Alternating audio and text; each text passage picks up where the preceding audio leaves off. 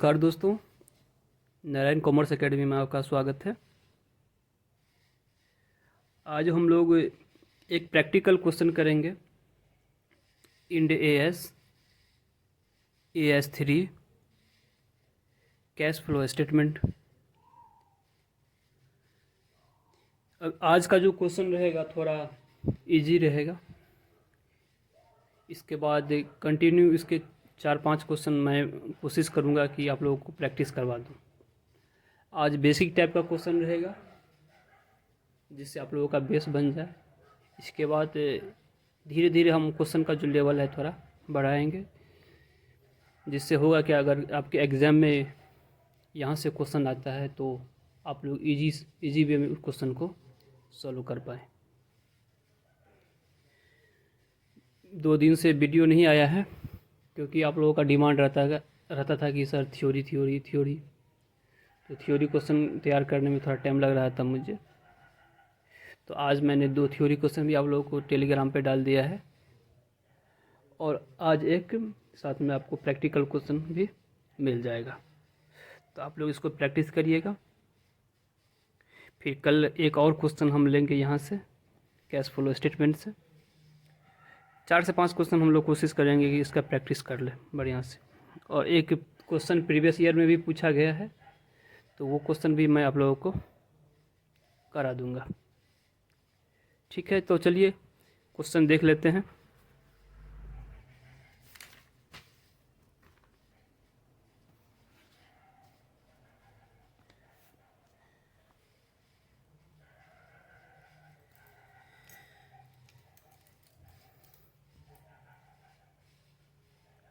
ये question number है 25।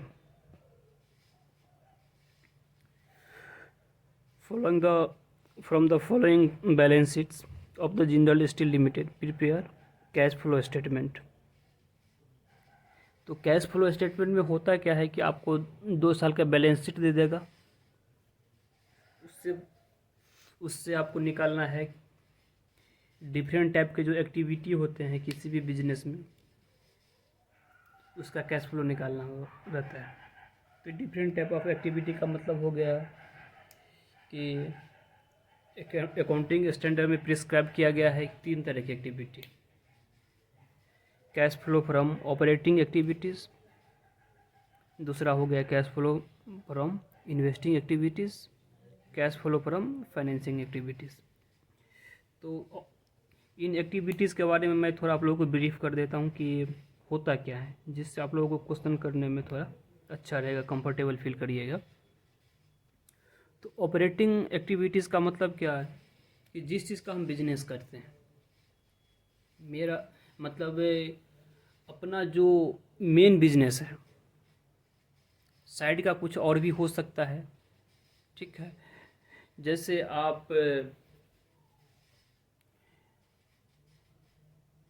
आपका केमिस्ट का शॉप है तो दवा खरीदना, दवा बेचना आपका ऑपरेटिंग एक्टिविटीज़ हो गया। ठीक है, दवा खरीदना, दवा बेचना आपका ऑपरेटिंग एक्टिविटीज़ हो गया। अब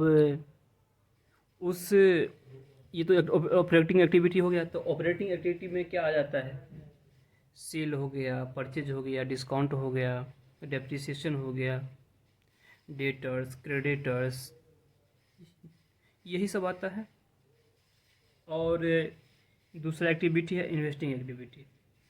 तो इन्वेस्टिंग में आ गया कि पैसे हैं, मान लीजिए बिजनेस में कुछ पैसे हैं तो उस पैसे को हम क्या करते, कहीं पे इन्वेस्ट करते हैं, कहीं पे लगा दिए।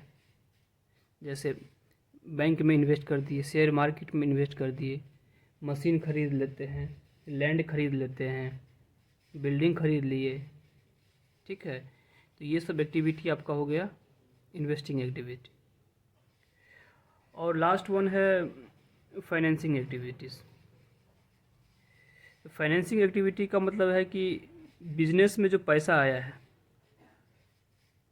ठीक है, जो सोर्स ऑफ फाइनेंस है वो क्या है। सोर्स ऑफ फाइनेंस के वजह से जो भी इनफ्लो होता है, आउटफ्लो होता है, तो वो एक्टिविटीज़ आपका कवर होता है फाइनेंसिंग एक्टिविटीज़ में।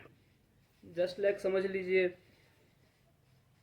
कंपनी शेयर कैपिटल इशू करती है, शेयर कैपिटल इशू हुआ तो इससे क्या होगा, पैसे आएंगे, मतलब इनफ्लो होगा, ठीक है, इनफ्लो हुआ।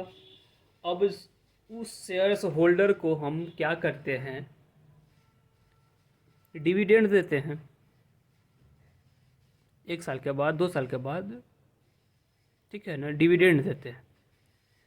तो डिविडेंड के पीछे रीज़न क्या है, क्यों हम डिविडेंड दे रहे हैं, क्योंकि हमने क्या किया है, उस पार्टिकुलर शेयर होल्डर से पैसे लिए हैं, उसने बिजनेस में पैसा लगाया है, इसीलिए उसको क्या करते हैं, डिविडेंड दे रहे हैं। तो ये आपका जैसे इसका इनफ्लो कहाँ किस में कवर हुआ था,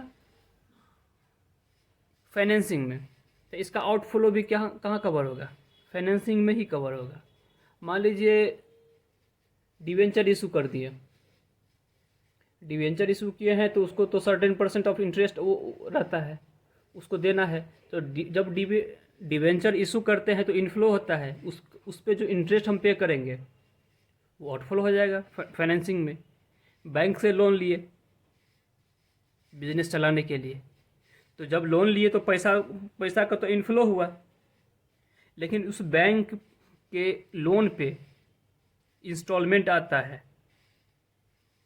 इंटरेस्ट हम पे किए, वो भी आपका फाइनेंसिंग एक्टिविटी में कवर होगा। उस बैंक लोन को हम क्या करते हैं, रिपे कर देते हैं, तो वो भी फाइनेंसिंग एक्टिविटी में आएगा।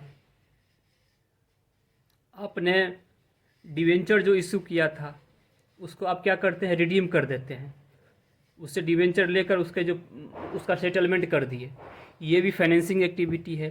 प्रेफरेंस शेयर इशू करते हैं, ये भी आपका फाइनेंसिंग एक्टिविटी है। प्रेफरेंस शेयर पर जो डिविडेंड बनता, सर्टेन % ऑफ डिविडेंड है वो देते हैं, तो वो भी आपका फाइनेंसिंग एक्टिविटी है। तो मोटा मोटी आप लोगों को समझ में आ गया होगा। अब क्वेश्चन हम एक बार रीड कर लेते हैं, इसके बाद हम आगे बढ़ेंगे।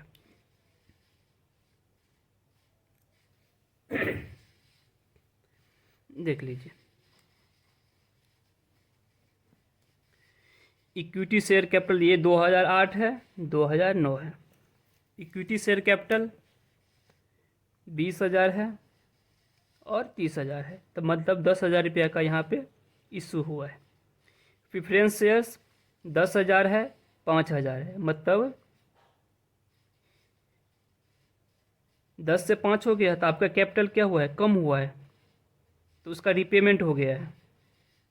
जनरल रिजर्व 2,000 से 3,000, जो प्रॉफिट एंड लॉस अकाउंट में जो फंड रहता है उसको क्या करते हैं, जनरल रिजर्व में ट्रांसफ़र किए, तो 1,000 यहाँ पे हम ट्रांसफ़र किए हुए हैं। प्रॉफिट एंड लॉस अकाउंट 1,800 है, 2,700 है, तो 900 रुपया बढ़ा है। परपोज्ड डिविडेंड इक्विटी 2,800 रुपया और 3,900 रुपया, ये जो डिविडेंड है यहाँ पे आके पे हो जाएगा। ये वाला जो डिविडेंड है जो नेक्स्ट ईयर है 2010 उसमें पे हो जाएगा।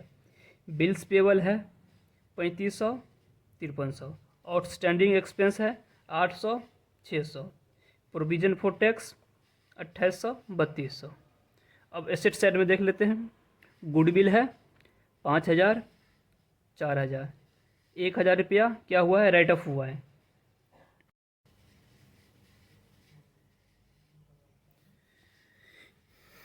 ये है गुडविल, गुडविल 5,000 से 4,000 हुआ है, तो मतलब 1,000 राइट ऑफ हो गया।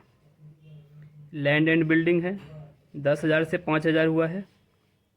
प्लांट एंड मशीनरी है 9,000 से 19,100। इन्वेस्टमेंट है 1,000 से 3,500। डेटर्स 7,500 से 10,800। स्टॉक 8,500 से 7,800। कैश 1,700 से 2,800। प्री एक्सपेंस 1,000 से 700, 300 रुपया कम हुआ है, तो ये भी 300 रुपया राइट ऑफ हुआ है। और आगे क्वेश्चन बता रहा है कि additional information, depreciation has been charged on land and building rupees 5,000 and on plant 2,500 during the year.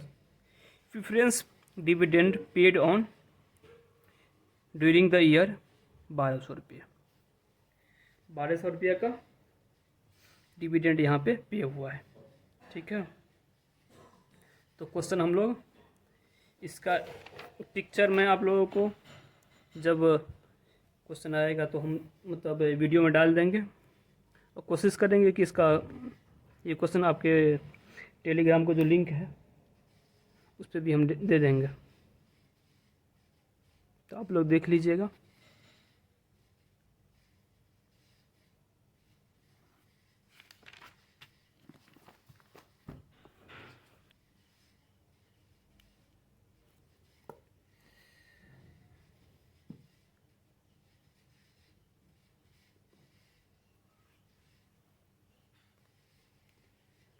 ये हो गया आपका, भी फॉर्मेट भी हम बता देते हैं। कंपनी नेम दे दीजिएगा, जैसे यहाँ पे जिंदल स्टील लिमिटेड है। कैश फॉलो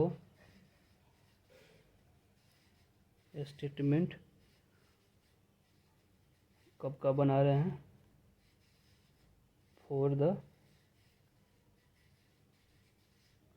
ईयर एंडेड 31 मार्च 2009। यहाँ पे particulars amount in rupees, amount in rupees. तो सबसे पहले हम लोग करेंगे ऑपरेटिंग एक्टिविटीज़, इसके बाद इन्वेस्टिंग, इसके बाद फाइनेंसिंग।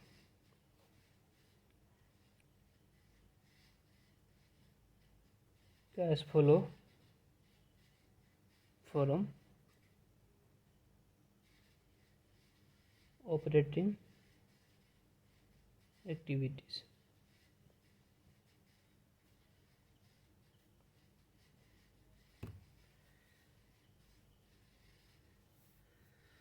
सबसे पहले हम लोग नेट प्रॉफिट निकाल लेते हैं। कंपनी का नेट प्रॉफिट कितना है,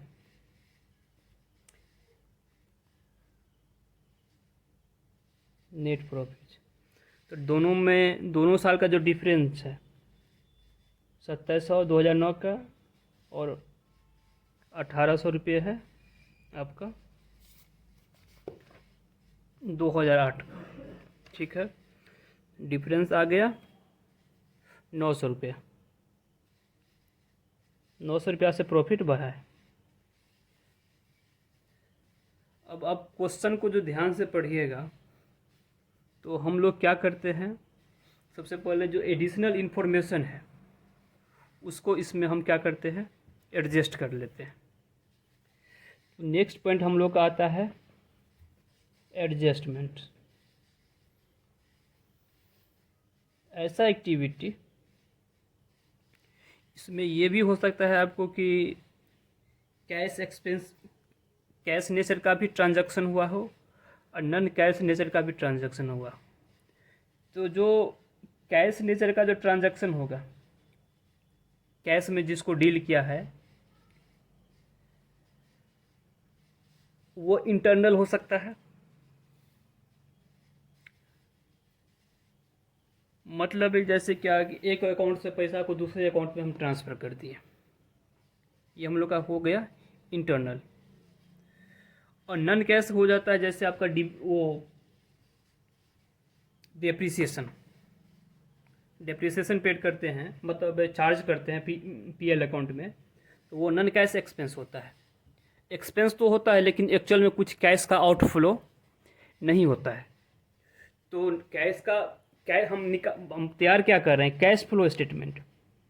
हम लोग का कैश प्रॉफिट क्या है ड्यूरिंग द ईयर, कितना कैश प्रॉफिट हुआ है हमें वो पता करना है। किस एक्टिविटी में कितना कैश फ्लो हुआ है। नेट, नेट का मतलब inflow minus outflow.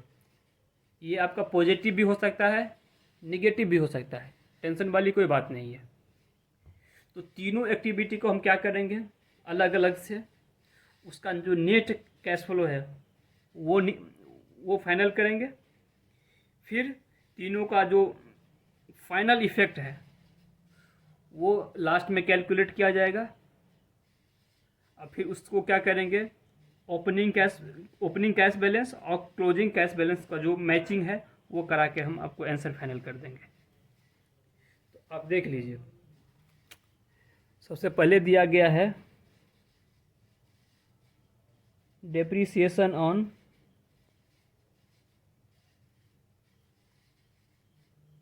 Land and building कितना है, 5,000 रुपये।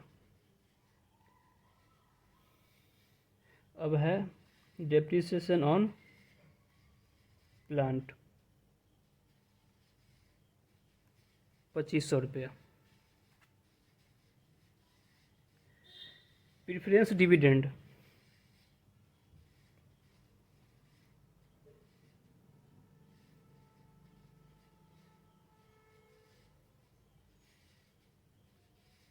प्रेफरेंस डिविडेंड दिया गया है।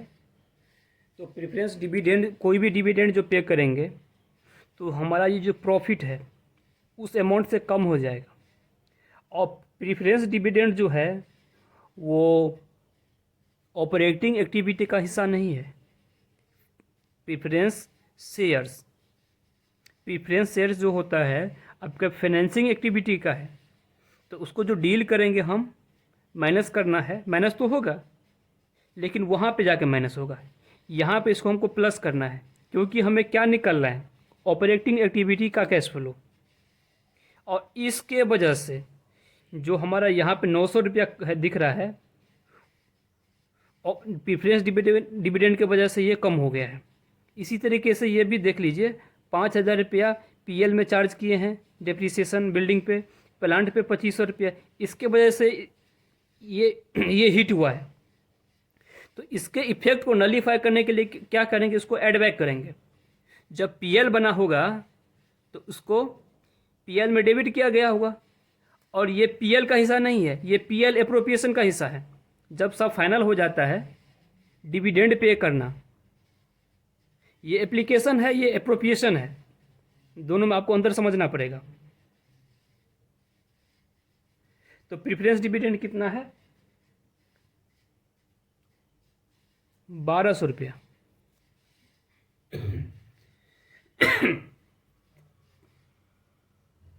अब है आपका, अब इसका बैलेंस शीट पर चलते हैं। बैलेंस शीट के एक एक आइटम जो है उसको देखते चलते हैं। पहले एसेट साइड पे चलिए।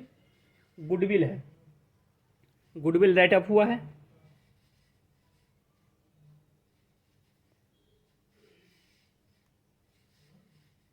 गुडविल रिटेन ऑफ हुआ है तो वहाँ वो रिटेन ऑफ हो के कहाँ पर ट्रांसफर हुआ होगा, पीएल में, पीएल के डेबिट में।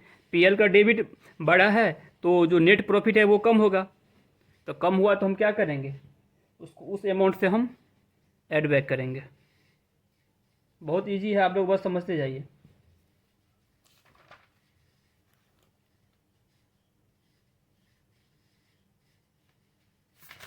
अब नेक्स्ट आइटम देख लीजिए, लैंड एंड बिल्डिंग है, वो हम डील कर चुके हैं। प्लांट को भी डील कर चुके हैं। इन्वेस्टमेंट ये यहाँ का हिस्सा नहीं है। डेटर्स हो गया, इसको बाद में देखा जाएगा। ये वर्किंग कैपिटल का हिस्सा है तो उसको वर्किंग कैपिटल के पार्ट में देखेंगे। स्टॉक हो गया, ये भी वर्किंग कैपिटल का हिस्सा है। कैश है, कैश को कुछ करना भी नहीं है। प्री एक्सपेंस है, प्री एक्सपेंस 1,000 से 700 पे आ गया है। तो 1,000 से 700 पे जो आया है तो 300 रुपया राइट ऑफ हुआ है। 300 रुपया राइट ऑफ हुआ है। राइट ऑफ होके कहाँ गया होगा, ये गया होगा आपका पीएल में, पीएल के डेबिट साइड में। तो पीएल के जो डेबिट साइड में गया है तो उससे पीएल जो बैलेंस है, मतलब नेट प्रॉफिट है, नेट प्रॉफिट 300 रुपया से कम हो गया होगा। तो क्या करते हैं, प्री एक्सपेंस जो है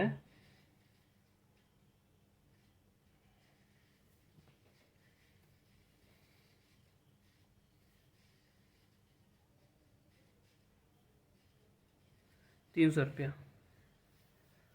अब हम क्या करते हैं, एसेट साइड में देख लेते हैं। अब इक्विटी शेयर कैपिटल है, प्रेफरेंस शेयर कैपिटल है, इसको कुछ नहीं करना है। जनरल लीजर, जनरल लीजर में क्या हुआ है, सिंपल से क्या होता है, प्रॉफिट एंड पीएल अकाउंट में, जैसे पीएल में आपका दिख रहा है 1800 से 2700, तो बैलेंस क्या 1800 है, उसमें ऐड ऑन हुआ होगा। उसी में से क्या किया जाता है, पीएल, ये जो प्रॉफिट एंड लॉस अकाउंट है और जनरल लीजर दोनों समझिए एक ही चीज़ है, उसका नाम अलग अलग हो गया है। इस अकाउंट से क्या किया, बस एक जनरल एंट्री पास करके फंड को क्या किया गया, ट्रांसफ़र कर दिया गया जनरल लीजर में। तो जनरल लीजर बढ़ गया कितना से, 1000 रुपया से। तो क्या करेंगे हम, अपना पीएल को बढ़ाने के लिए, नेट पीएल पता करने के लिए, हमारा नेट प्रॉफिट कितना है फ्रॉम ऑपरेटिंग एक्टिविटी, तो उसके लिए हम क्या करेंगे, इसको हम ऐड बैक कर लेंगे।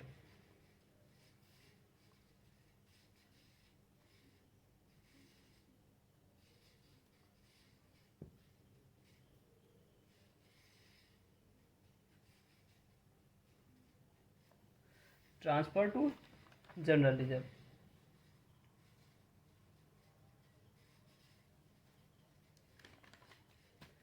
अब है देखिए, क्वेश्चन में है प्रपोज्ड डिविडेंड, ठीक है।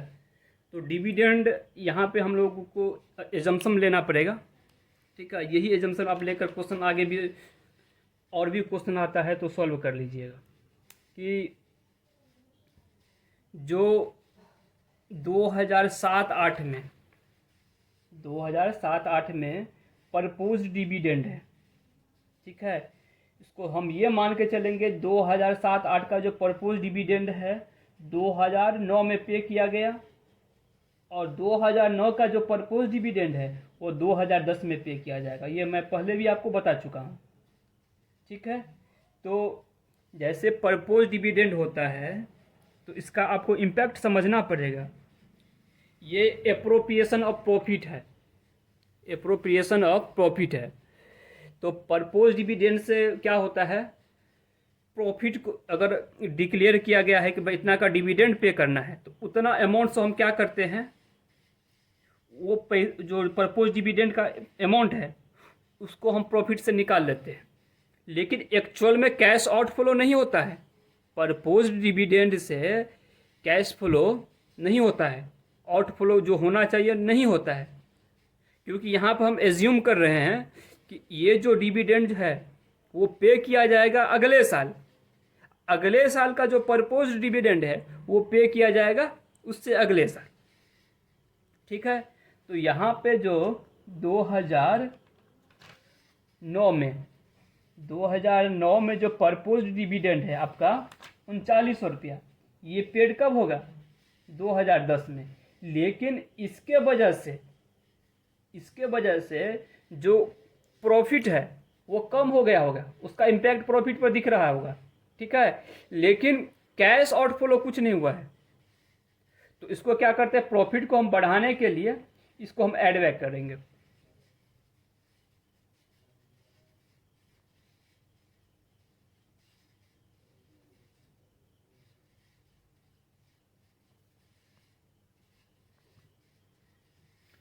अब आगे बढ़िए, प्रपोज्ड डिविडेंड, इसके बाद बीपी है, ये भी आपका वर्किंग कैपिटल का हिस्सा है। आउटस्टैंडिंग एक्सपेंस है, वो भी वर्किंग कैपिटल का हिस्सा है। प्रोविजन फॉर टैक्स, यहाँ भी हम सेम एजम्पशन लेंगे। 2008 में जो दिख रहा है वो हो जाएगा आपका 2009 में पे, और 2009 में जो दिख रहा है वो प्रोविजन है, वो 2010 में पे कर देंगे। तो जो 2009 का जो प्रपोज्ड है उसको हम क्या करेंगे, ऐड बैक करेंगे। रीज़न आप लोगों को पता है, क्योंकि ये जो प्रोविज़न जो हम करते हैं, प्रोविज़न के वजह से अगर किसी एक्सपेंस को लेकर या किसी एप्रोप्रिएशन को लेकर प्रोविज़न करते हैं तो उसका इम्पैक्ट नेट प्रॉफिट पे आता है अगर उससे रिलेवेंट आइटम है तो। लेकिन प्रोविज़न से कैश आउटफ्लो नहीं होता है, जो बिजनेस से कैश निकलना चाहिए, बाहर निकलना चाहिए, वो नहीं होता है। प्रोविज़न एक इंटरनल एंट्री है, ठीक है। मतलब उस अमाउंट को एक अकाउंट से दूसरे अकाउंट में ट्रांसफ़र करने के लिए, ठीक है। लेकिन वहाँ पे कैश आउटफ्लो नहीं होता है। तो यहाँ पर हम क्या करेंगे, purpose income tax, purpose income tax हो गया, प्रोविज़न है, ठीक है। इसको प्रोविज़न फॉर आपका हो गया 3200। तो इसको टोटल कर लेते हैं, 81, 84, 94, 10, 6,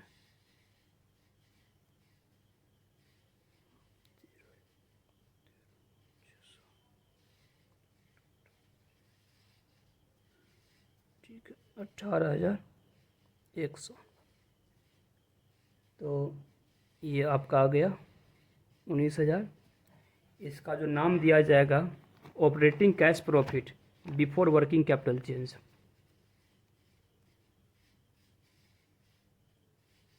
operating cash profit before working capital changes. Working capital का मतलब क्या, हिंदी में इसको कार्यशील पूंजी बोलते हैं। जब आपका जो मोटा मोटी करेंट एसेट्स या करेंट लायबिलिटी के जो आइटम होते हैं, वही आपका वर्किंग कैपिटल के हिस्सा है। Short term capital. तो देख लीजिए, शॉर्ट टर्म ये वर्किंग कैपिटल में क्या क्या आ जाएगा, बिल्स पेबल है। बिल्स पेबल है पहले 3500 रुपया, वो बढ़ के हो गया 5300 रुपया। तो मतलब यहाँ पे कैश फ्लो कम हुआ है। अगर कैश फ्लो ज़्यादा हुआ रहता तो 3500 के बदला ये 2500 होता। तो अगर थोड़ा आपको अगर कॉन्सेप्ट समझ में नहीं आ रहा है तो ऐसे समझ सकते हैं, अगर लायबिलिटी है, लायबिलिटी में जो करंट लायबिलिटी है अगर वो बढ़ता है तो वो अच्छा है। अच्छा इस सेंस में कि इसके वजह से कैश आउटफ्लो नहीं हुआ है, कैश बिजनेस में ही रह गया। वो कैश का जो पेमेंट होगा वो बाद में होगा। इसका वैस वर्सा भी है। अगर करंट एसेट्स बढ़ रहा है, करंट एसेट्स बढ़ रहा है तो वो अच्छा नहीं है। करंट एसेट्स का कम होना अच्छा माना जाता है। करंट एसेट्स कम हो गया मतलब कैश आया, करंट एसेट्स कम हुआ, कैश आया, करंट लायबिलिटी कम हुआ, तो क्या हुआ, वो आपका ये इस केस में क्या होगा, आपका कैश का जो आउटफ्लो है, अगर करंट लायबिलिटी कम हो गया तो आपका कैश आउटफ्लो बढ़ गया है। तो यहाँ पे जो बिल्स पेबल है 3500 से 5300 हो गया, 3500 से 5300 हो गया। तो इसका मतलब ये है कि बिल्स पेबल कम हुआ है। तो डिक्रीज़ इन बिल्स पेबल, इसको ऐसे लिख देंगे, decrease in bills payable. Decrease in bills payable हो गया आपका 1800, पॉजिटिव है। दूसरा देख लीजिए, आउटस्टैंडिंग एक्सपेंस 800 से 600 है, ये कम हो गया। एक मिनट, इंक्रीज है ये ना, ये आपका इंक्रीज है।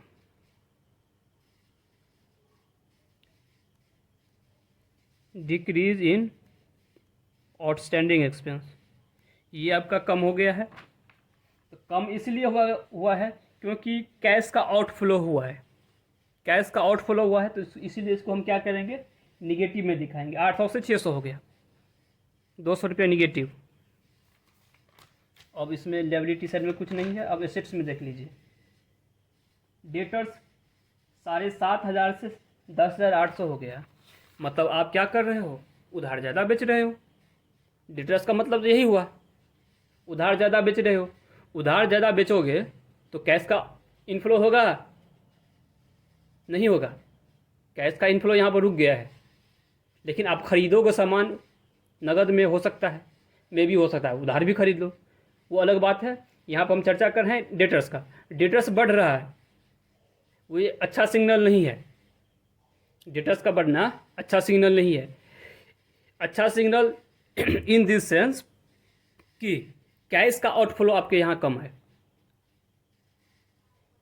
आप बेच तो रहे हैं लेकिन नगद कम बेच रहे हैं, उधार ज़्यादा बेच रहे हैं, तो ये इसको निगेटिव माना जाता है। Increase in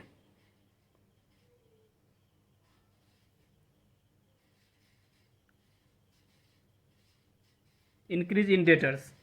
increase in debtors कितना है आपका? 3,300। और लास्ट है आपका स्टॉक। स्टॉक 8,500 से 7,800। स्टॉक आपका घट गया है, मतलब आप बेच रहे हो, आपका स्टॉक हुआ है कम, तो मतलब सेल ज़्यादा हुआ है। तो सेल ज़्यादा हुआ तो इसको, तो वो तो बिजनेस के लिए अच्छा है। सेल ज़्यादा करिएगा तभी ज़्यादा कैश फ्लो होगा। तो इसको हम क्या करेंगे? Decrease in stock.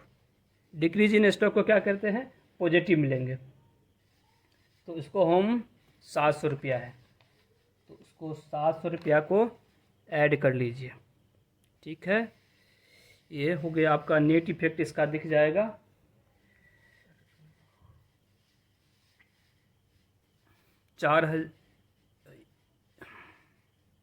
ये पॉजिटिव हो गया, तो 3,500, 2,500, 3,500, मतलब 1,000 रुपये यहाँ पे निगेटिव हो गया। ठीक है, अब ये है cash generated from operating activity, 18,000 रुपया। ठीक है, और पिछले साल का जो प्रोविज़न था इनकम टैक्स का, वो तो पे करेंगे। हम क्या एज्यूम किए थे कि करेंट ईयर में जो प्रोविज़न होगा वो नेक्स्ट ईयर में होगा पेमेंट। तो 2008 का जो प्रोविज़न है उसका पेमेंट कहाँ पे होगा? 2009 में। तो इसको क्या करेंगे? यहाँ पे पे हुआ है,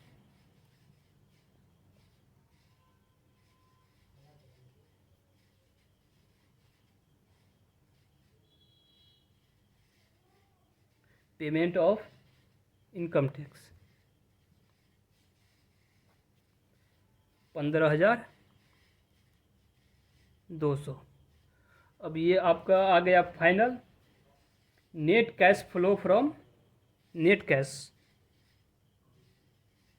from operating activities.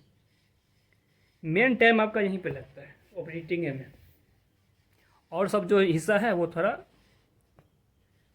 Come time लेगा आपका।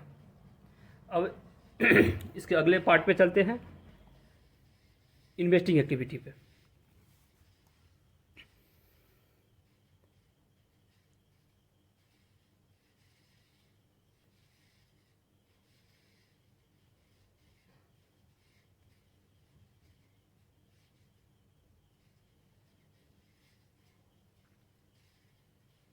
ठीक है, तो इन्वेस्टिंग में क्या हुआ है?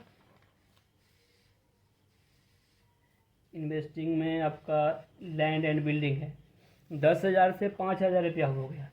5,000 रुपया कम हुआ है, लेकिन किसके वजह से कम हुआ है? डेप्रीसिएशन की वजह से।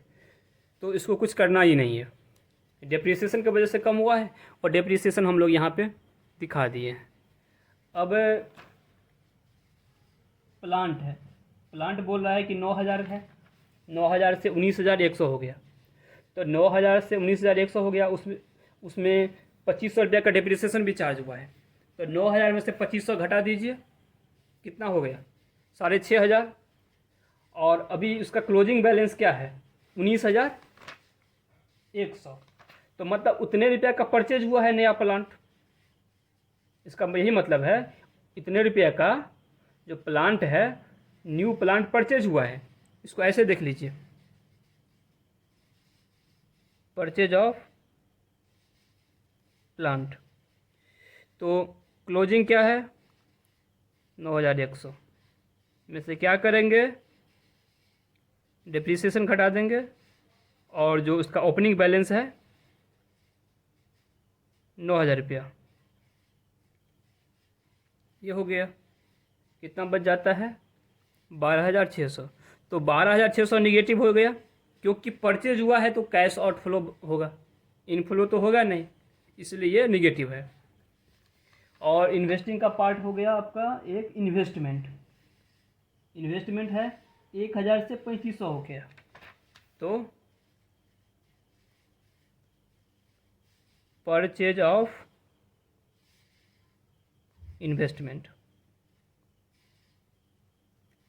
1,000 से क्या हो गया? 3,500। 3,500 घटे 1,000, 2,500 रुपया। 2,500 रुपया है न्यू इन्वेस्टमेंट। कैश आउटफ्लो हुआ है, इसलिए ये भी क्या होगा? निगेटिव।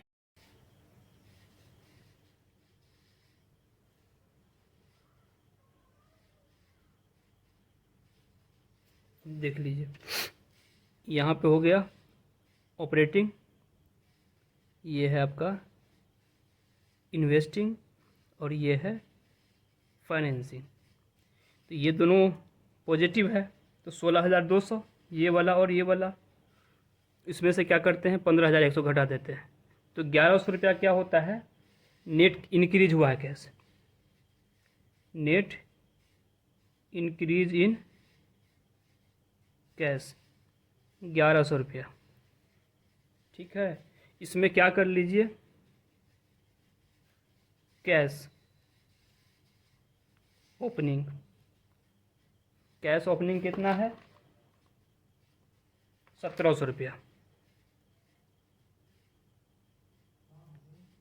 ये हो गया